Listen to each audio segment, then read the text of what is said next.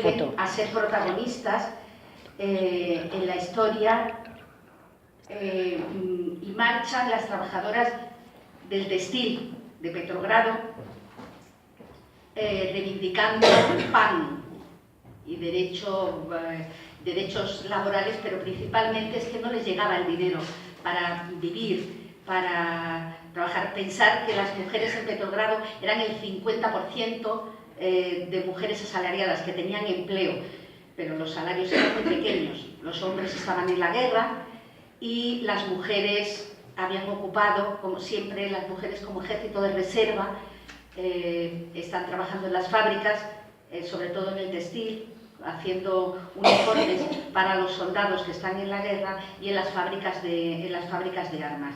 El salario se abarata, la explotación es muy grande y las mujeres cansadas porque, pues, por la subida del trigo y del pan salen a la calle. Eso fue el 8 de marzo del 17, 8 días después se habían sumado otras mujeres, mujeres de soldados y hombres también, y el grito ya no era por el pan, ¿no? Pan para nuestros hijos, sino abajo el zar. Y se inició la Revolución Rusa. Una mujer que hay que tener en mente es Alexandra Kollontai, una revolucionaria, una feminista marxista, precursora del feminismo marxista, la primera mujer en el mundo que fue ministra y embajadora. Preparó, por ejemplo, la entrada de Lenin en Moscú, con lo cual, bueno, pues lo que pasa es que no se tiene en la historia, ¿no? Bueno, ella decía, ese día las mujeres rusas levantaron la antorcha de la revolución proletaria.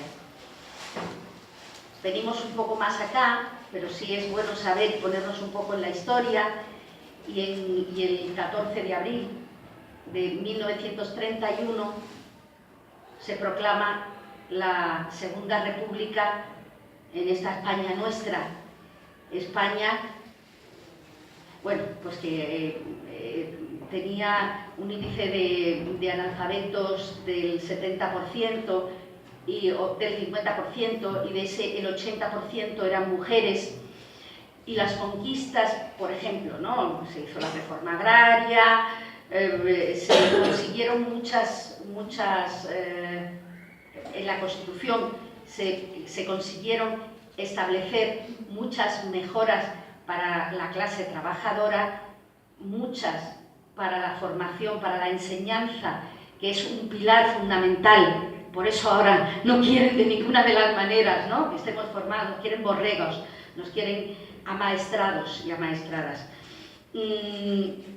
Y bueno, pues conocemos la lucha de las mujeres, la formación, las maestras de la República, la institución libre de enseñanza, el crear conciencia como seres humanos para poder tener un espíritu crítico, ¿no? Bueno, pues cosas que están en esa Constitución que más quisiéramos que tenerlas ahora, pues fue la consagración de principio de igualdad de género en la Constitución, en el artículo 36, 40, 43 y 53, la aprobación de la ley del aborto, otorgar a las mujeres el derecho a emprender estudios sin necesidad de la tutela del padre o del marido, capacidad para tutelar menores de edad, derecho a obtener la patria potestad de los hijos, eso sí, solamente en caso de viudedad, todavía no podíamos tenerla compartida, pero bueno, no ser sujeto penal del delito de adulterio. El delito de adulterio, que desaparece del Código Penal cuando, después del golpe de Estado, la guerra, tal, otra vez se incluye en el Código Penal franquista y no es retirado, mientras que la amnistía cubre todos los delitos, no se cubren los delitos, o sea, no son amnistiadas las mujeres que han sido acusadas de adúlteras o que han abortado. hasta el año 81, hasta el año 78, que se presenta una ley específica, ya muerto el dictador, no salen las mujeres que han sido acusadas de adulterio, por ejemplo. Bueno, pues en la República ya conseguimos que ser adúltera, tener relaciones con otro señor, que no sea tu marido, no fuera delito. El derecho al voto, la posibilidad de ostentar cargos públicos, el derecho al matrimonio civil y la ley del aborto, que se promulgó ya después del golpe de Estado franquista. Bueno, pues cuando ya conseguimos todos estos avances, y hay también una cosa importante que me gusta recordar, que es a Victoria Kent, porque se la recuerda por otras cosas, pero esta mujer fue la primera mujer directora general de prisiones. Cambió totalmente la ley penitenciaria y la cambió como la cárcel como algo redentor, o sea, regenerador, algo integrador. O sea, no se iba a la cárcel, se iba a la cárcel porque habías cometido un delito, está claro, ¿no? Pero ese componente que era el reeducar para salir y estar integrado en la sociedad, en las cárceles evidentemente que había no era posible. Y en tan poco tiempo se hicieron cosas, la reforma de las cárceles y las cárceles nuevas que se hicieron, se metió, por ejemplo, la mejora del traslado de presos, que antes los hacían andando, o al salir de las cárceles se les entregaba ropa y algo de dinero para que pudieran integrarse, excarcelar a las personas mayores de 70 años y sobre todo se hizo formación para los presos y para las presas. La formación principalmente consistía en enseñarlos a leer y a escribir, ¿no? Porque, bueno, y algún oficio para gente que no supiera, pero esto, pensar que se hizo en el año 31, estamos entre el 31 y el 36, principalmente. Pensar que todos estos avances que se hacen después con el golpe de Estado, bueno, se lo cargan, que todavía no lo hemos recuperado, ¿no? Bueno, hay políticas importantes como Clara Campoamor, Dolores Ibarruri, Margarita Nelken, Federica Montseny, que fue la primera ministra en España y casi en la Europa occidental, porque antes ya hemos hablado de que Kollontai fue la primera mujer ministra, pero bueno, fue la ministra de Sanidad y fue la precursora, por ejemplo, de la ley del aborto o el derecho a la sanidad, ¿no? Y en el mundo del arte, aquí tenemos algunas mujeres, ¿no? Como María Teresa León, Matilde de la Torre, Margarita Xirgu, María de Maeztu, Maruja Mayo y algunas más. Estas mujeres, casi todas, son de la generación del 27, ¿no? Ya había un movimiento importante. Y luego se hicieron asociaciones de mujeres, como la Unión de Muchachas, Mujeres Libres, Asociación de Mujeres Antifascistas. Con todo este componente de alegría, de estallido de cultura, vuelve el mazazo, golpe de Estado, y la mujer la llevan nuevamente con la pata quebrada y a la cocina, ¿no? A la cocina, por decirlo de alguna manera.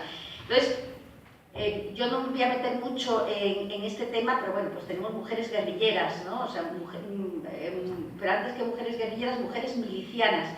Sí es cierto que no todas las mujeres pudieron estar en el frente, o luchando, o con armas.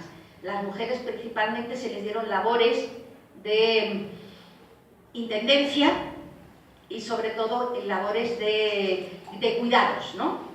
La mujer y el cuidado, parece que estamos hechas solo y exclusivamente para eso. Y bueno, pues el Socorro Rojo, o como enfermeras, tal. Sí hubo algunas que estuvieron en el frente y, bueno, y que lucharon codo a codo con los compañeros varones. todo este periodo de la guerra tan duro, tan crudo, tan brutal, tan represivo para hombres y mujeres, termina la guerra. Y la mayoría de las mujeres, hay dos tipos de maquis, ¿no? Sobre todo las mujeres. Están las maquis, los maquis que van al monte y los maquis del llano. A mí me ha costado un horror cuando me dicen el título de la ponencia, pues bueno, has leído, sabes, intento buscar nombres de mujeres maquis. Es prácticamente imposible, porque la historia la cuentan los hombres, con lo cual es complicado encontrar mujeres maquis. Pero sí parece que hubo como 100 mujeres, de los 7.000 maquis que hubo en toda España, aproximadamente 100 fueron mujeres. Y estas 100 mujeres estuvieron 100 mujeres que estuvieron en el monte, usaron las armas, hicieron golpes, estuvieron se abastecían principalmente de los asaltos que hacían, bueno, de alguna manera tenían que conseguirlo. Y algunas empezaron porque eran enlaces. Lo que sí había eran muchas mujeres en el llano, mujeres y hombres, pero bueno, como estamos hablando de mujeres, en el llano, las mujeres que se quedaron en el pueblo y que junto con los niños y las niñas suministraban y eran el punto de unión con los guerrilleros del monte, ¿no? Avisaban si iban las partidas, no iban las partidas. Muchas de ellas fueron asesinadas en el camino, igual que asesinaron a muchos chicos y chicas, ¿no? Niños y niñas. Las mujeres que estuvieron en el llano, las mujeres que se quedaron en el pueblo, las mujeres, madres, hermanas, cuando digo mujeres de maqui, luego, eso es una expresión que se utiliza mucho, ¿no? Mujer de preso, mujer de maqui, mujer de guerrillero. Cuando nos referimos a las mujeres, nos referimos a las mujeres familiares de, no necesariamente son esposas.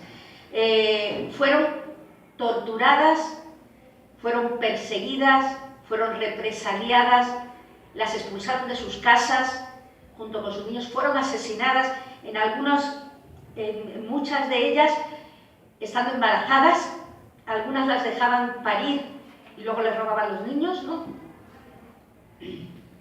A mí me produce mucha angustia hablar de esto. Con lo cual, algunas, después de tanta represión en el llano, se iban al monte, pero la mayoría se quedaban ahí y algunas les aplicaban la ley de fuga, que era que cuando salían huyendo de las violaciones, las asesinaban por la espalda, ¿no? Entonces les aplicaban la ley de fuga. Hay mujeres, yo voy a dar algunos nombres, como Consuelo Rodríguez, por ahí había un compañero, la Chelo, que es muy interesante. Esta mujer estuvo en la guerrilla, estuvo en el monte y fue integrante del primer grupo organizado de guerrilleros que surgió en la España de la época, la Federación de Guerrilla de León y Galicia. Esta fue la primera organización formal que se hizo de maquis. Ella formaba parte de ella y murió en el 49, se exilió a Francia y no volvió hasta que no se murió el dictador. Clarisa Rodríguez, otra mujer que fue enlace y que luego estuvo en el monte. Carmen Jerez, que murió también estando embarazada, no se sabe, la asesinaron y la dejaron en la cuneta, pero le abrieron la barriga. ¿Le abrieron el monte? ¿La encontraron al cabo del Sí. Carmen Rodríguez Nogueras, nunca fue enlace, esta fue directamente, estaba en el llano y sufrió la tortura y la cárcel. En la zona sur, bueno, aquí en la zona de Albacete están documentadas dos mujeres maquis. Aquí en la zona del sur, cuando se habla del sur se habla desde Córdoba, Extremadura, también parte de Badajoz y parte del sur. Hubo 1466 maquis y solamente de ellos eran 26 mujeres. Bueno, de Córdoba era Manuela Díaz Cabrera, Magdalena Cortés, Soledad Moreno, Luisa Montes. De Jaén era Antonia Robledillo, Catalina Coleto, Amelia. Mataban normalmente cuando subían al monte, pero cuando bajaban a las casas, estas maquis del llano, las mataban a ellas después de ser violadas, y mataban a los hijos y a las hijas. O sea, era una cosa tremenda, ¿no? Todas estas mujeres, algunas han podido contar sus historias, pero la mayoría no han contado porque el miedo tan atroz que han estado pasando, algunas pudieron huir a Francia, pero la mayoría no cuentan, ¿eh? También hay un problema de poder sacar documentación, porque estas mujeres, la represión era tremenda, ¿no? No solamente del alcalde y del cura, ¿no?, que estaba allí con la vara, ¿no? Lo que ha hecho toda la vida la Iglesia, reprimir y machacar conductas y sobre todo doblegar.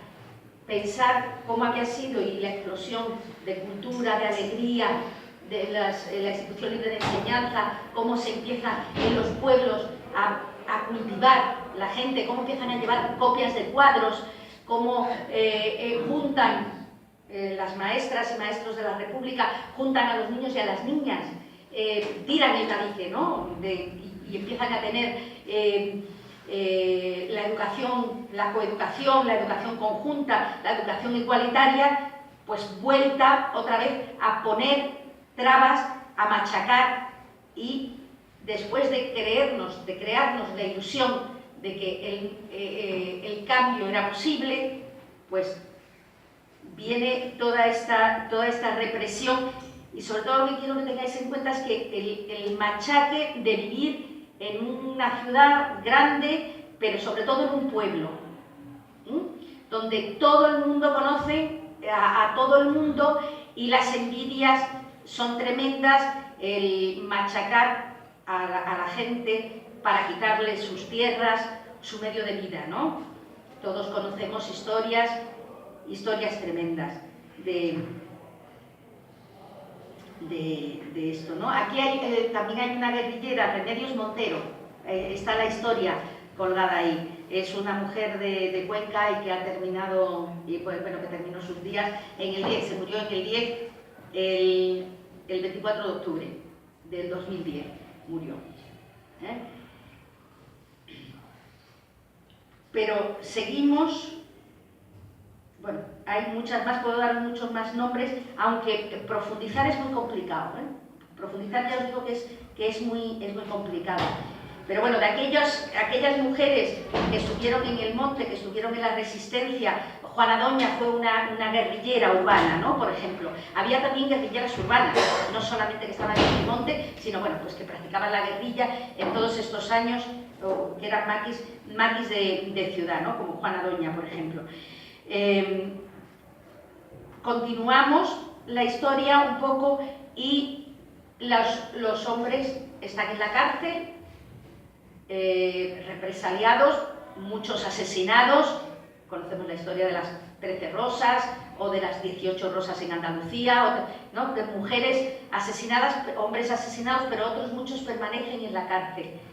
Y las mujeres de preso se empiezan a organizar. Como digo, las mujeres de preso, las mujeres de guerrillero, no eran solamente las mujeres, eran las madres, las que habían sido represaliadas, pero que no estaban, algunas habían estado en la cárcel, y se empiezan a organizar. A finales de los años 50, a primeros de los 60, se empiezan a organizar las mujeres en la puerta de la cárcel, y se hace una organización que se llama Movimiento Democrático de Mujeres, al que yo pertenezco, y auspiciado de alguna manera por el Partido Comunista. Hay que recordar que la mayoría de los presos que quedaban en la cárcel o que estuvieron más tiempo fueron del Partido Comunista, también anarquistas, pero sobre todo Partido Comunista, también parte del Partido Socialista, evidentemente. pero se empiezan a organizar primero, y el objetivo primordial era abastecer a los presos dentro de la cárcel, pero sobre todo mantener a las familias de preso fuera de la cárcel. Hemos dicho antes que las mujeres de preso no encontraban trabajo, eran represaliadas, las mujeres, las hijas, las madres, las hermanas, pero también los hombres. Era muy complicado si tenías un familiar rojo encontrar trabajo, y había que tejer red, para poder mantener a la familia, ¿no? Y las mujeres somos grandes cuidadoras, ¿no? Ahora, hace nada, hemos hecho una huelga de cuidados, ¿no? Para poner en valor lo que significa el sostenimiento de la vida. Sin sostener la vida, esto no funciona. Los presos hubieran podido sobrevivir, ni los maquis en el monte hubieran podido sobrevivir, ni ahora mismo, sin los cuidados, podríamos subsistir, ¿no? Entonces, en este contexto, las mujeres empiezan a organizan y montan el movimiento democrático de mujeres, como os digo, y hay mujeres tan importantes que hace poco se nos ha ido una, ¿no? Josefina Samper. En su casa se firmaron los primeros estatutos, las primeras normas, porque no era legal, para tener una estructura en esta organización, pero hay mujeres importantes como Rosa Pardo, Dulcinea Bellido, Natalia Joga, Merche Comabella, Rosalía Samper, Josefina Samper, Enriqueta Bayo, fueron algunas de las mujeres que en las puertas de las cárceles se organizaron, como os digo, con el sustento o con el auspicio del Partido Comunista, pero sin ellas no hubiera sido posible. Ellas fueron las que organizaron las primeras visitas a los diferentes organismos, estamentos, pidiendo amnistía, ¿no? Yendo a hablar con los obispos, infiltrándose en lo que entonces era legal, que era la Asociación de Amas de Casa y las asociaciones de vecinos, para que este movimiento de mujeres llegara hiciera suyo la reivindicación de justicia y solidaridad con todos los presos de la época, presos políticos de la época. Se hizo una manifestación increíble en el Día de la Merced en Burgos. Bueno, el Día de la Merced era el día que podían entrar las familias a la cárcel a ver a los presos, y por supuesto iban las madres con sus hijos y con sus hijas para ver a los presos. Por un altercado que había habido en la cárcel de Burgos, que era donde estaba la mayoría de las mujeres de los presos políticos en ese momento, no las dejaron entrar. Y entonces, en los años, esto era el año 68, me parece que era, recorrieron con sus hijos e hijas en manifestación todo Burgos. Imaginaros qué valor tenían estas mujeres en esa época. Posteriormente, en el año 75, estas mujeres hacen la lucha por la amnistía es continua, por las mejoras en la cárcel para los presos y presas es continua, por la carestía de la vida, ¿no? Ahora se llama crisis, entonces se llamaba carestía de la vida, por la educación, por tener ciudades seguras. En algunos sitios como Madrid, por ejemplo, había venido la inmigración, ¿no? Pues de Andalucía y de Extremadura principalmente, y se habían hecho unas casitas por la noche que se llamaban luneras. Se llamaban luneras porque las construían entre todos, pero si por la mañana el chamizo que habían hecho estaba cubierto, no podían tirársela, ¿no? Entonces eran luneras porque se hacían por la noche. Bueno, pues estas casas no tenían ni alcantarillado, ni tenían ningún tipo de agua, ni ningún tipo de infraestructura, ni calle, ni asfalto, ni nada de nada. bueno, pues hubo una gran movilización y se consiguieron que estas casas, bueno, pues que fueran dignas. Estas cosas, esta lucha de mujeres que las condujeron, las encauzaron, las asociaciones de vecinos y las asociaciones de amas de casa estaban principalmente lideradas por mujeres antifascistas, ¿no? Antifranquistas y antifascistas. Algunas, la mayoría del Partido Comunista, pero otras no, ¿eh? Había católicas de base que no eran mujeres comunistas, pero sí que se unieron y tejieron esa red en contra del dictador y hacían mella en los espacios que podían. Y los espacios que podían era reivindicando principalmente mejoras en la educación, en la enseñanza, en la sanidad, en la vivienda y sobre todo la pelea continua era por la carestía de la vida. En el año 75 se hizo una gran manifestación en Moratalá es mi barrio, donde yo vivo,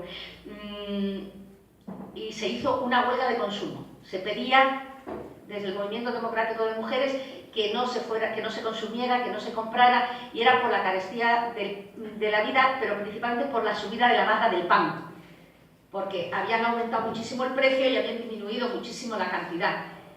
Y salieron muchísimas mujeres. Esto coincidía con una revuelta que hubo en la Perkin y en el metal en los años 75, por ahí.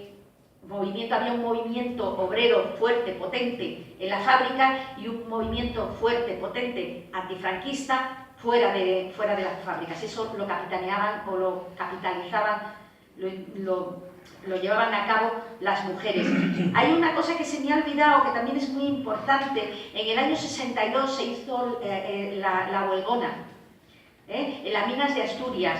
Despidieron a unos mineros. Fue, a ver si me acuerdo exactamente, no, esto debe de estar por aquí, la huelgona, sí, ¿vale? En el año 62, la huelgona, la minería Asturias, en la cuenca del Mieres, las mujeres, otra vez, en apoyo y solidaridad con los mineros despedidos. Bueno, pues pedían seguridad, la mina se cayó, un trozo de mina, hubo un montón hubo muertos. Se encerraron en abril y ellas recorrieron toda Europa en solidaridad con los mineros asturianos, ellas las mujeres, vuelta otra vez a tener esa lucha antifascista, y consiguieron que se pusieran en huelga los mineros franceses, parte de la minería alemana y de los Países Bajos. O sea, estas luchas de solidaridad, sin que haya ese sostenimiento de la vida, no hubiera sido posible, ¿no? Consiguieron que se readmitieran a todos los mineros despedidos. Me parecía interesante, ¿no? por lo de la lucha antifascista. Bueno, pues las mujeres del Movimiento Democrático de Mujeres consiguen posteriormente y hasta el año 75, hasta después de la muerte del dictador y después consiguen la movilización. En esta manifestación que os digo del PAN, que me he ido de una cosa a otra porque de repente me he acordado que no os he contado lo de la huelgona, encabezan con una pancarta que no es solamente por la carestía de la vida, lo que pedían era la amnistía.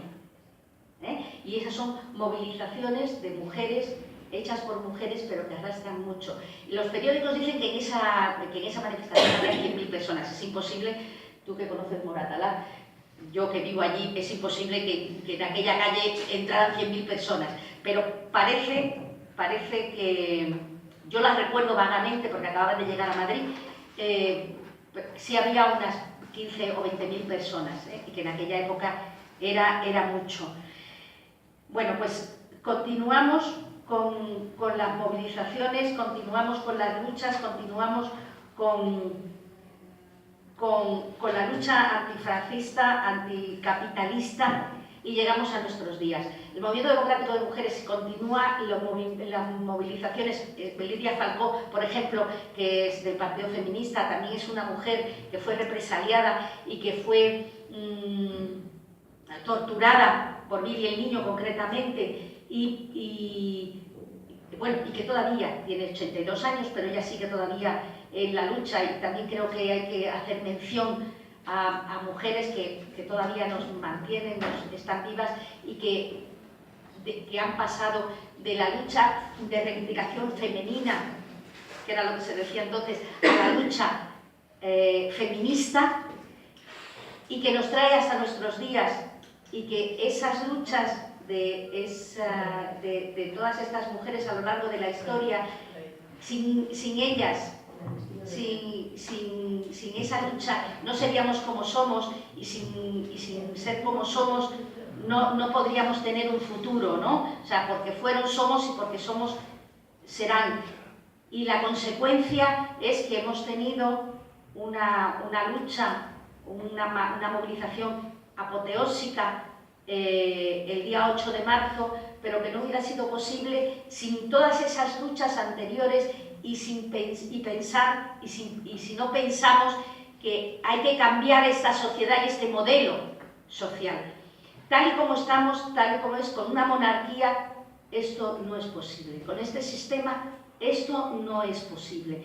Y de hecho, si leemos el comunicado de este año aquí está, el manifiesto del 8M y el manifiesto del 14 de abril del 18, vemos que es parecido. O sea, no es posible, con una sociedad capitalista y patriarcal, no es posible la igualdad. No podemos conseguir ningún derecho, ni hombres ni mujeres.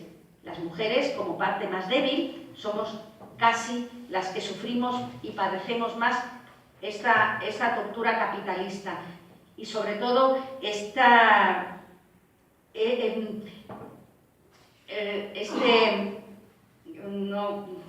dictadura, ¿no? Porque una monarquía es, en definitiva, una dictadura, ¿no? Hereditaria, ¿no? Hereditaria. Yo lo que tenemos que reivindicar es que con la lucha, con la unidad, con el ejemplo de hombres y mujeres que a lo largo de nuestra historia, desde la Segunda República, desde antes de la Segunda República, pero bueno, nuestra memoria más cercana, hasta nuestros días, no sería posible que reivindicáramos nada. Pero si no reivindicamos un modelo diferente, laico, una sociedad republicana, una sociedad laica, una sociedad feminista, una sociedad igualitaria, que también nos preocupe y que reivindiquemos